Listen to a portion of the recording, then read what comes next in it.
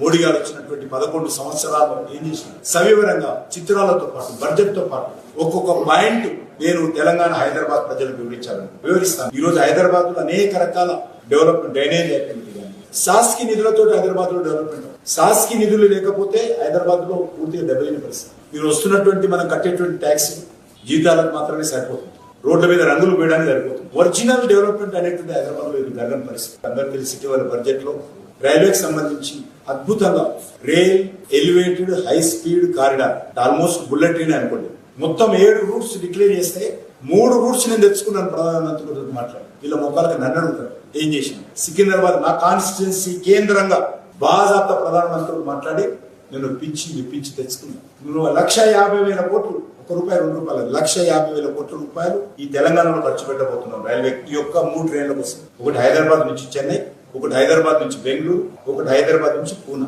నేను ప్రకటించకుండానే నేను bullet train తెచ్చినది నా ఎజెండా, నేను తెచ్చుకున్నా. నేను రేపు బుల్లెట్ ట్రైన్ పైసలు ఇస్తావా అయ్యావా రావేంద్ర నేను అడగను. నేను ప్రకటించిన నేను చేస్తాను. That is my responsibility.